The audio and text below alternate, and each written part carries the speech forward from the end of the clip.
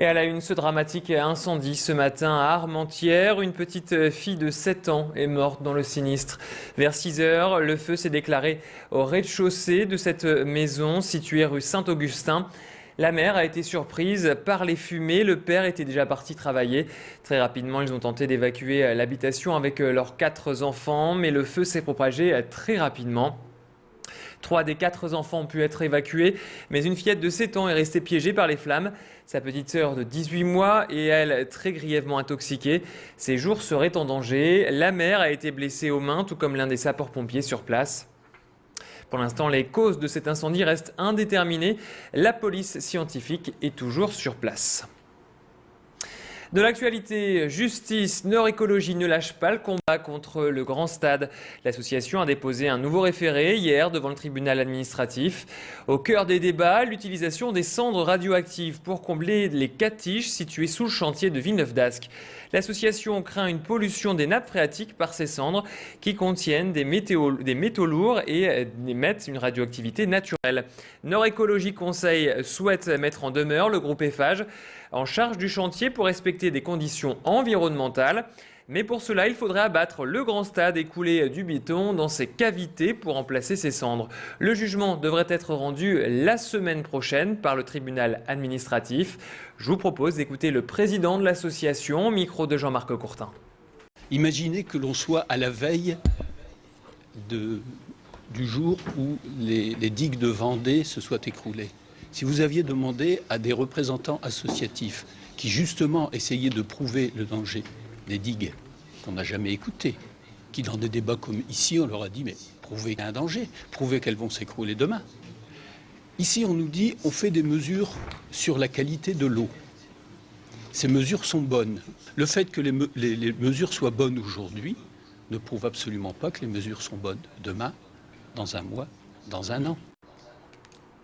Justice toujours. Lundi, les avocats du barreau de Lille ont décidé d'entamer une semaine de grève.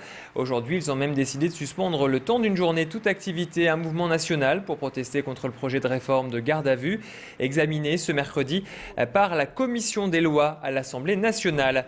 C'est dans ce contexte difficile que René De Spiegelard, ancien bâtonnier, a passé le flambeau à son successeur, maître Emmanuel Masson. Hier, en fin d'après-midi, vous le voyez, une cérémonie symbolique s'est déroulée. René De Spiegelard a remis son précieux bâton à son successeur. Alors je vous propose d'écouter la réaction du tout nouveau bâtonnier du barreau de Lille. Les impressions recueillies par Frédéric Regnault. Beaucoup d'émotions de prendre la tête d'un grand barreau comme celui de Lille qui compte plus de 1000 avocats. Beaucoup d'émotions parce que c'est un barreau qui est jeune. Je ne suis pas non plus très âgé et je pense que je suis représentatif de mon barreau. Et puis une reconnaissance évidemment de ses pairs qui fait très plaisir. Et puis un poids de la responsabilité parce qu'il y a de grands sujets qui s'annoncent pour l'année prochaine. Il y a des pistes de réflexion qui vont arriver et qui vont déboucher l'année prochaine. Donc une grande responsabilité qui va peser sur mes épaules pour les années 2011 et 2012.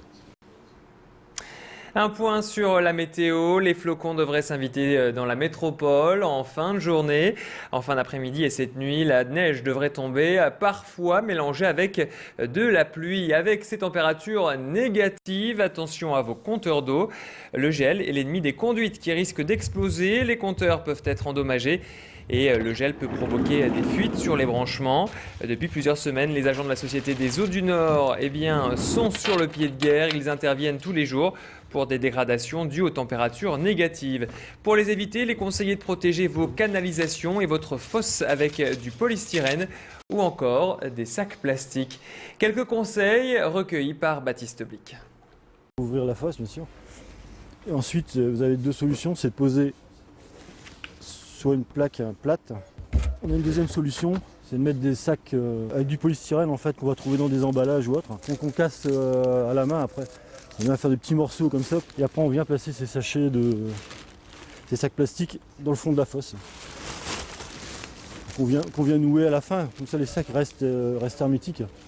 Ça, si jamais il y a de l'eau dans la fosse, en fait l'eau ne rentre pas dans les sacs. Et ça fait un isolant pour le compteur. Noël placé sous le signe de la solidarité pour l'AREAS. L'association a organisé hier une grande après-midi festive pour les enfants roms et leurs parents à la maison Folie Oisem à Lille. Près d'une centaine de personnes ont pu profiter d'un spectacle et d'un bon goûter. Le Père Noël est également passé un peu en avance, feutres, cahiers de coloriage, mais aussi bonnets et écharpes tricotés par une association de mamies. Des cadeaux ont été distribués aux enfants présents, de quoi redonner le sourire à ces petits qui vivent dans des conditions souvent difficiles, surtout en cette période hivernale. On écoute le président de l'AREAS au micro de Frédéric Regnault. C'est Noël avant l'heure, oui, c'est un beau moment. On a voulu montrer un peu que, au-delà des temps qui sont frisqués et parfois des sentiments de rejet de cette population, on peut les accueillir dignement et leur permettre de partager un bon moment. Et puis on termine ce flash avec du basket. Il y avait un beau derby hier au Palais Saint-Sauveur de Lille. Et le Portel est ressorti vainqueur face au LMBC, 74-65. Les Portelois ont démarré ce match sur les chapeaux de roue. Les Lillois ont encaissé 21 points au début sans réussir à marquer un seul panier. Mais les hommes de Fabien Romeyer se remettent dans le match. Ils remontent lentement et sûrement.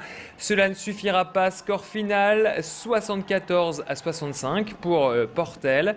Et je vous rappelle bien que le prochain match, ça se passera à vendredi. Le LMBC affrontera Fosse Ouest. Allez, on se quitte avec ces images signées Frédéric Regnault, mais on se retrouve tout de suite pour la météo en direct. Bon appétit.